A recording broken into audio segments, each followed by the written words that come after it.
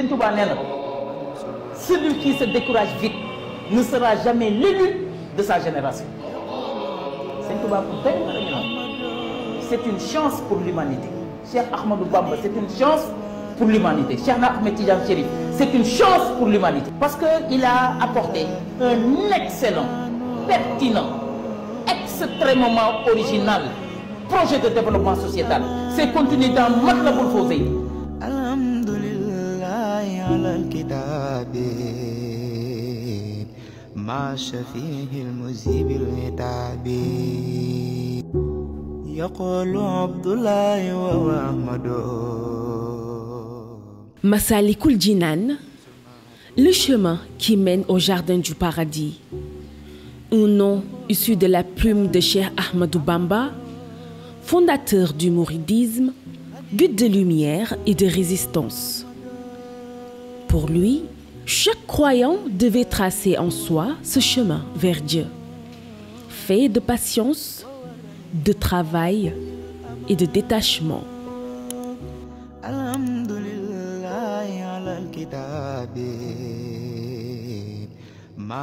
Bien après lui, son héritier spirituel, Serigne Saliou Mbacké, caressa le rêve de faire naître une mosquée qui incarne cette pensée.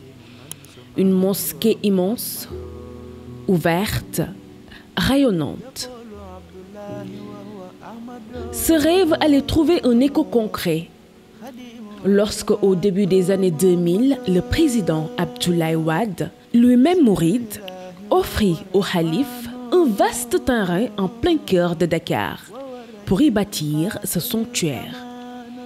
Mais il faudra attendre la volonté ferme et la patience inflexible de Serigne Mountakha Mbacké, actuel calife général des Mourides, pour que le projet prenne toute sa dimension.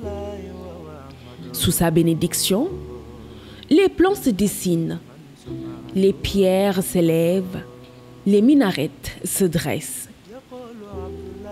Et tout autour, des milliers de mains anonymes s'engagent, dont prière, effort, silence. Les fidèles se sont levés sans bruit pour faire de ce lieu une offrande collective, un acte d'amour vers Dieu et vers leur guide.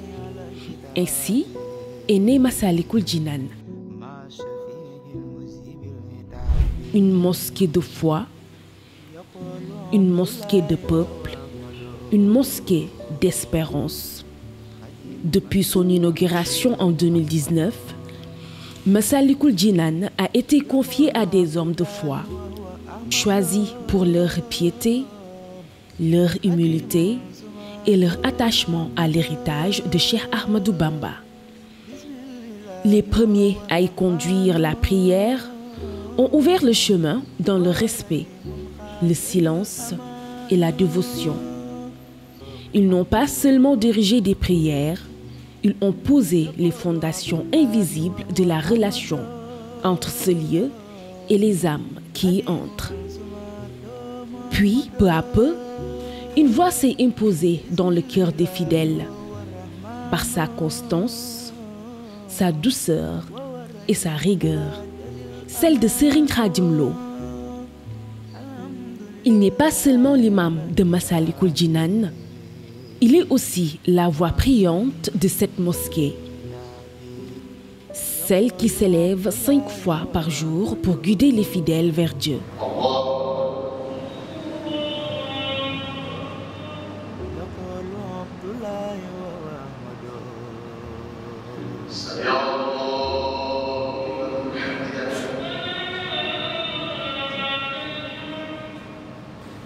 Depuis sa nomination, il porte avec humilité cette lourde responsabilité. Faire vivre le message de Cheikh Ahmadou Bamba, non pas seulement par les mots, mais par l'exemple. Homme de silence, de constance et de profondeur, il connaît chaque recoin de la mosquée, chaque vibration du lieu, chaque souffle des prières partagées. Par son enseignement, son calme et sa rigueur, Il incarne la continuité d'un héritage spirituel, enraciné dans le mouridisme, mais tourné vers l'universel. Nous l'avons rencontré. Il nous a ouvert les portes, non seulement de la mosquée, mais de ce qu'elle représente pour lui, pour les fidèles. Ok, Imam Khadim Lo la topp ci imam Cheikh Mouhamadou Bachir ñu saytu jumaa ji ci wàllu diine ji Masaalikul Jinaan nekk jumaa ju am solo ju ràññeeku ci taxawaayam fii ci Ndakaaru tur wi nag xam ngeen ne mi ngi jógee rek ci téere bi nga xam ne Cheikhuna Ahmadul Khadim bind na ko di ci joxañ ak di ci jàngale lu bare bari ci nit ki bu bëggee dox jëm ci boromam yan melokaan ak yan taxawaay la war di taxaw ci diggam ak boromam ak ci diggam ak nit ñi téere boobu nag dafa mel ni moom la jumaa ji duppee boppam waaye jëmmi barab bi nag muy jumaa ji waaw signifie lu bare bari ndax mën nañu wax ne fii ci Ndakaaru bokk na ci jumaa yi nga xam ne li ëpp ci nit ñi fi ñu jullee ajjuma ragal naa ne fii bokk na ci yi ci jiitu ci fréquentation bi mën nañu wax ne fréquentation bi itam du ñii rek ñoo fiy jiite jullee waaye mën nañoo wax ne ay étranger yu bari danañ fi jullee waaye itam ay nit ñu wuute ay naanukaay danañ fi jullee mel na ni daal ñu bari buñ fi jullee dañ yëg seen bopp ak fu ñu mën ak lu ñu wuute fu ñu bàyyi ko ak gis-gis ci diine kon dajale na lu bare bari rawatina nag ci weeru koor wi moom naafila alquran bi ak xutba imaam yi nga xam ne ñu fekkee ne fekke woon ngeen ko léegi rek gis ngeen ni mu amee solo ak bayaan bi ñu fi def kon ci wàllu diine daal taxawaay bu am solo la taxaw yàlla dogal itam ci wàllu social ak xam-xam itam mu am fi taxawaay bu am solo am na daara ñu fi jàngale di fi ku bëgg sa diine xam sa diine soo ñëwee am na ku koy taxawee soo bëggee jàng soo bëggee laaj ay masala ñu tontu la ci koor gi li nga xamee ne ni lañ fi berne di fi joxe ndogu waaye itam ay conférence yu am solo yu ñu fi def ak naafila yi yooyu yëpp bokk ci li nga xam ne moom liggéeyu Masaalikul Jinaan la waaye jàpp naa ne bind bi ki ci gën a am solo nga xam ne toujours dama koy wax ndax fii ay étranger dañu fi ñëw yu bari bu yàggul rek am na délégation bu jógee ci Afrique ñaari réew di ñoo xam ne nitu diine lañ ñu toog fii nii ñu waxtaan. Une mosquée aussi majestueuse soit-elle ne vit pas que de prières. Il vit aussi de présence, d'attention, de responsabilité. À Masaalikul Jinaan, il y a ceux qui prient et ceux qui veillent pour que tout soit prêt avant même que la prière ne commence. Abdou Khader Fall est de cela. Permanent de la mosquée, il est le gardien du bon fonctionnement. Il veille aux horaires, à la sécurité, à la propreté, à la fluidité. Chaque jour sans bruit, il veille sur le lieu pour que les fidèles puissent s'y reconnecter en paix. Donc c'est Abdou Khader Fall, permanent de la grande mosquée Masaalikul Jinaan. Donc comme vous le savez, Masaalikul Jinaan est une œuvre architecturale dont les travaux ont démarré au mois de juillet 2012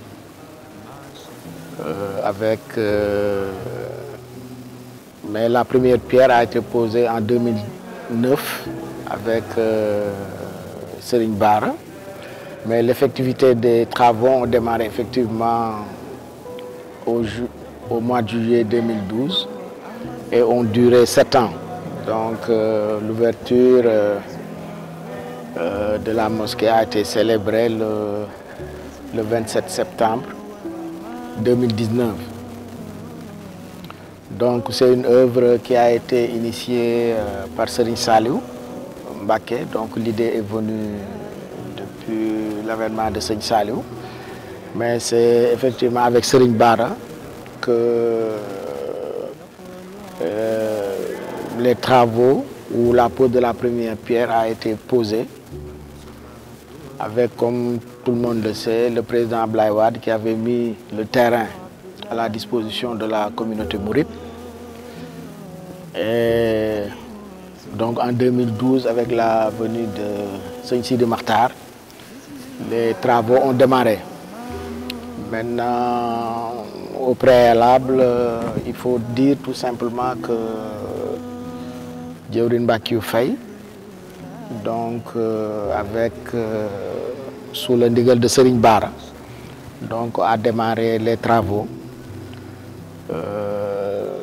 Et puis avec Serigne Sidi Makhtar, donc les travaux ont pu continuer avec lui jusqu'à ce que la mosquée puisse être ouverte le 27 septembre 2019. Maintenant, il a eu à travailler avec monsieur Maïssa Jojo Touré, qui est l'architecte de la mosquée, Massalikul Jinan. Il faut dire qu'au début, la mosquée était prévue dans une autre zone. Mais après, avec les plans architecturaux et les études que les gens ont pu faire,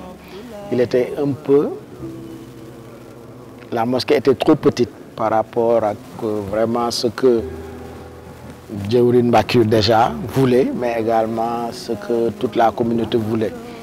C'est par la suite que le président Abdou Diouf, sous la proposition de Djewrin Mbacké, parce qu'il a été le premier à voir le terrain, il en a discuté un peu avec le président Pape Diop. Ils sont allés voir le président Abdoulaye Wade, qui a mis le terrain à la disposition de la communauté. Donc c'est parti comme cela. Donc des premiers plans qui ont été proposés, la mosquée avait peut-être 4 minarets.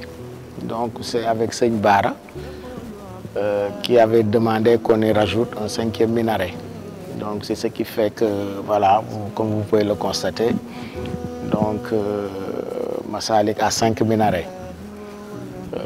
Maintenant, elle a été construite avec également une société sénégalaise, à savoir la CDE, donc qui ont construit la mosquée. Donc l'architecte, comme je l'ai dit auparavant, est monsieur Maïssa Jojo Touré. Maintenant, il y a aussi une autre société sénégalaise qui a eu à travailler ici.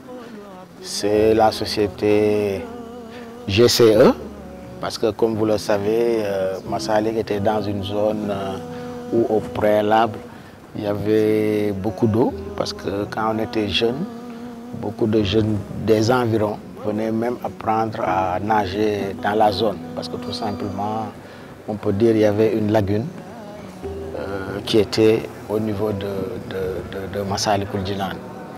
Donc c'est ce qui fait que GCE a eu à intervenir, parce que d'après les études de sol qui ont été commanditées, il était impératif pour Massalikul Jinan de, disons, faire des micropieux avant de pouvoir maintenant mettre la mosquée dessus. Donc c'est juste qui a eu à réaliser ces micropieux. Donc tout autour, il y a eu à peu près 800 micropieux qui ont été réalisés pour pouvoir recevoir un peu la mosquée. Donc la plus profonde est allée jusqu'à 28 mètres et puis les autres sont autour de 22 mètres. Donc il y a cela. L'autre chose, c'est que c'est 6 hectares donc pour la superficie totale, mais la surface bâtie tourne autour d'1 hectare. D'1 hectare qui est composé de la grande salle de prière, mais également il y a 4 autres salles annexes, dont l'une est réservée pour la prière quotidienne.